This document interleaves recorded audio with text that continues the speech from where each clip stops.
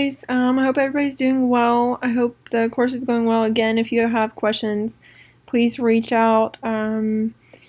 I hope that I've been addressing your questions thoroughly enough. If not, then again, please reach out, call me, whatever you need to do.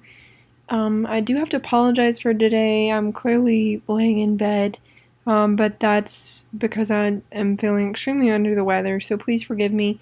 I'm trying to do the best I can, so bear with me as we go through this lecture. So today we're going to talk about Chapter 8, which is Nutrition Basics, Energy and Nutrients, which is what Chapter 8 is about. I do want you to understand the three main concepts. Nutrients are obviously the substances that we get from food. That's why we eat food, for energy and nutrients. Macronutrients are the large amounts that you get from food, and the micronutrients are the smaller trace amounts that you get from food. Excuse me. You have 6 classes of nutrients. You have carbs, fats, proteins, vitamins, mineral, and water. So those are your 6. Excuse me.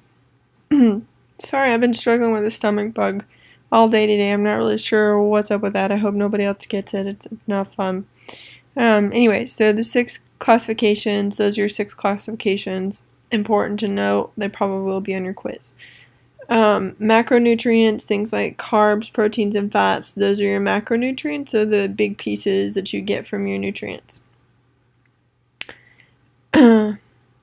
Micronutrients are the vitamins, minerals, and waters that you get from food.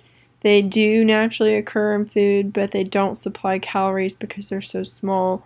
They usually can be effective for energy that's released from macronutrients. Alright, so what is a calorie? A calorie is the measure of energy found in food. It's also the measure of energy burned through physical activity. So when you say, I burned 400, 500 calories from this activity, that means that you burn that much of energy through physical activity, which also helps reduce fat. So the big question that I get a lot of times in these chapters, I get a lot of questions in these chapters, but a big one is, how many calories should I be consuming daily? There is a chart on there. I'm sorry it kind of cut off, but the first half is for men, and then the second half is for women. So sedentary men, like kind of active men, and then extremely active men, then sedentary women, slightly active women, then extremely active women. You should be able to notice that men get more calories than women do, and that's just how it is. Women are smaller, less energy intake, that sort of thing. So you should be able to see your age range and be honest with yourself. If you're not active, you shouldn't be eating that many calories. If you are sedentary, that's how many calories you legitimately need to be eating.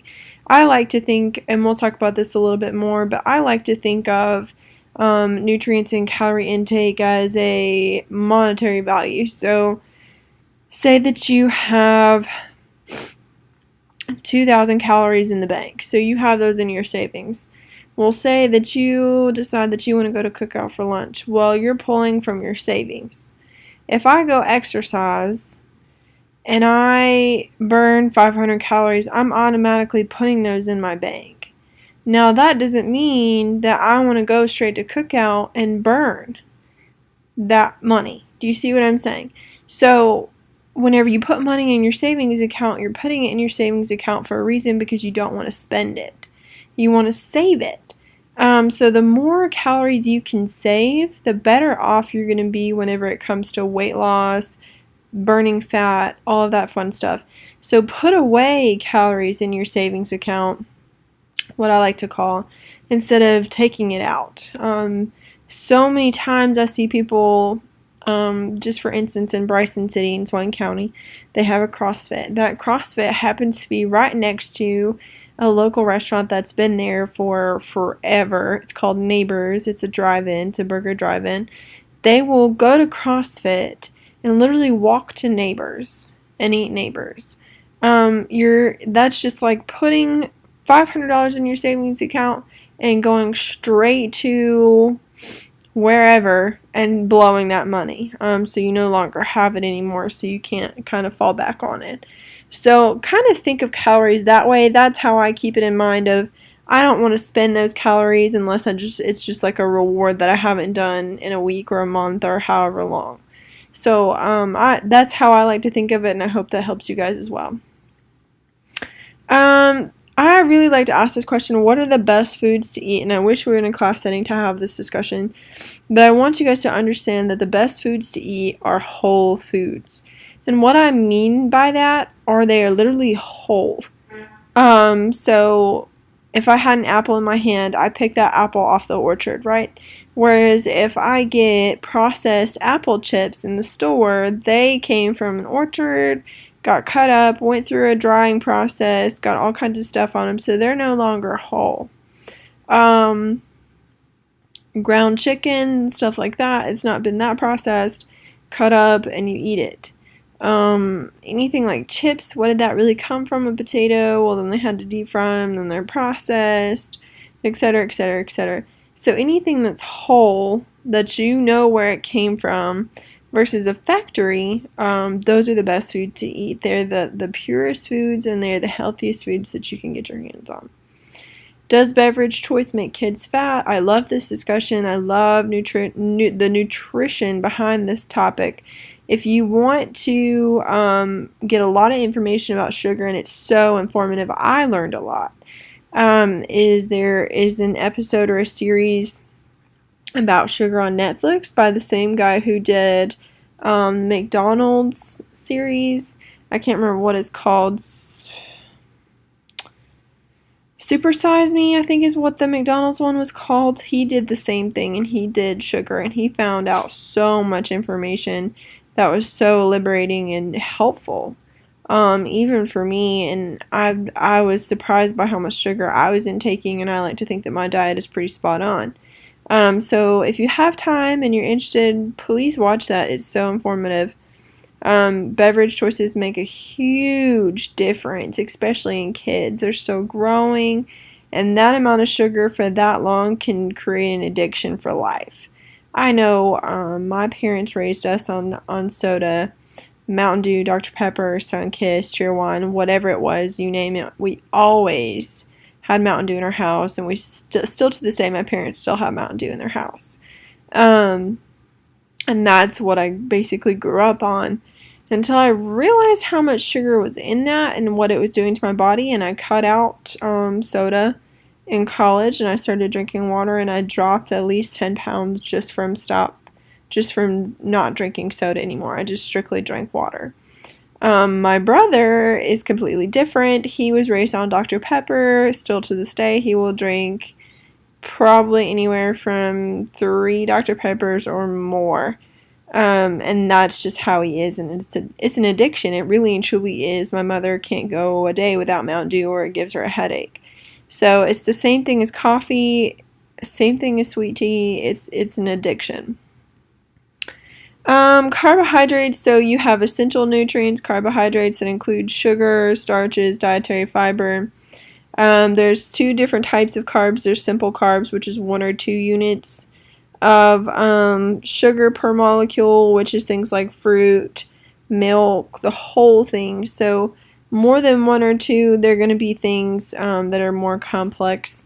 So complex carbs are starches that have a lot of units to the molecule. So things like grains, beans, and other vegetables have they have more molecules or more units to the molecule. It's important for me to also note at the very bottom of that slide, it says that whole grains help prevent from CVD, diabetes, and certain cancers. Whole grains are so beneficial. I can't preach that enough, y'all.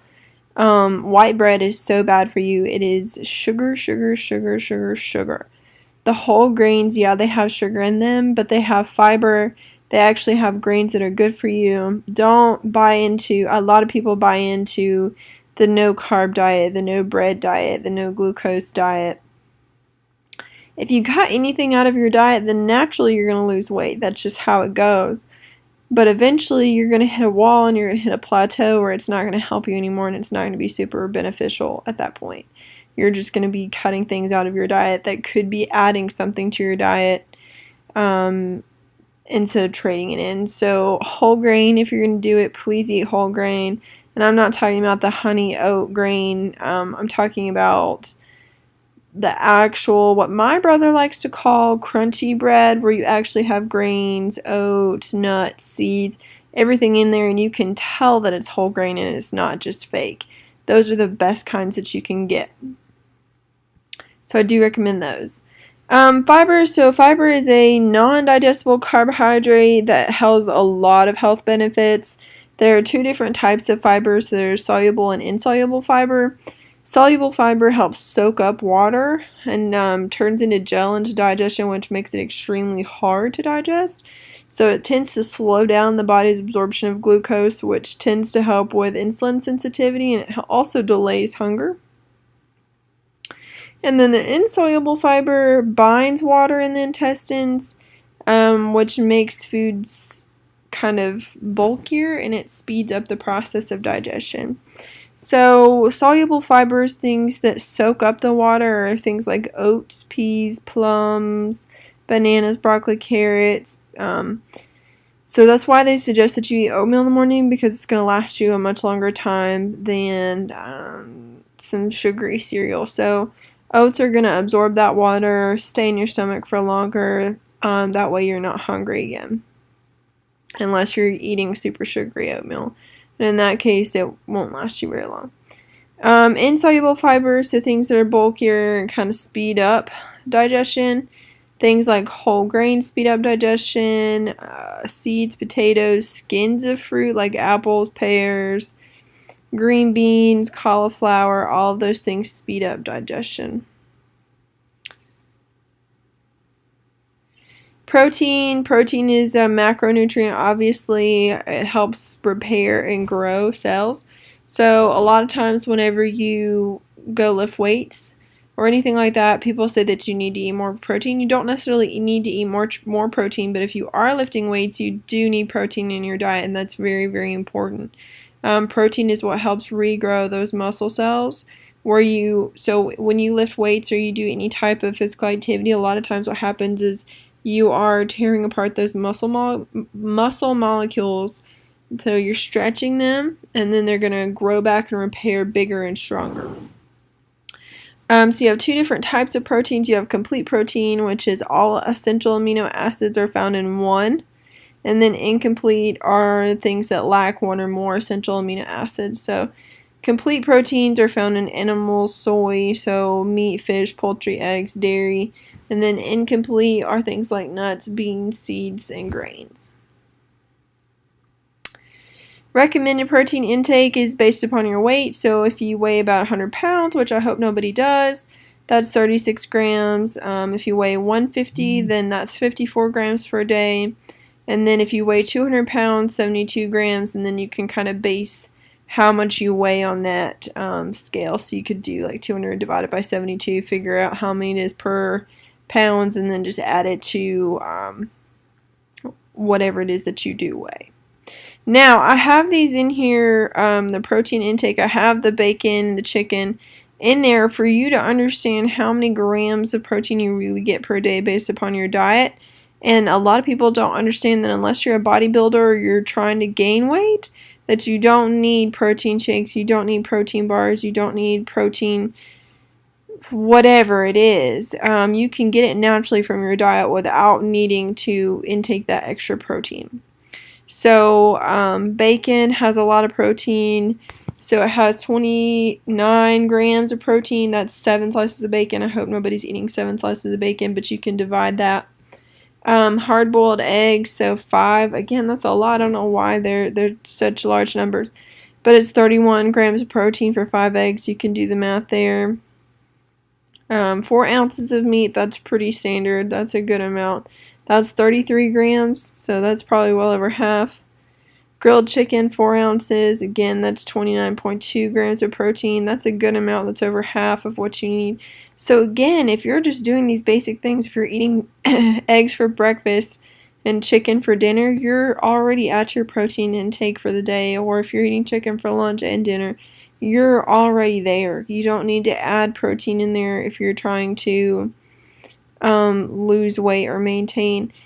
That's a mistake that I made early on, was thinking that I needed the protein shakes like Beachbody suggests, like Shakeology or some other ones that have the protein in them. They are good for you, they are beneficial, but you don't need that extra protein. You can get by without the extra protein in your diet. You don't need that, and sometimes it actually makes you gain weight instead of lose weight because you're adding more protein, which does help you gain weight. Fat. So fat is a micronutrient, and that's important. They're made up of fatty acids. So you have 3 different types of fat. So you have saturated fat, unsaturated fat, and then trans fat. Saturated fat are the things with full chains in them, full atoms that come from animal sources. So fatty meats, butter, cheese, things like that. Sorry, I feel like I need to sneeze.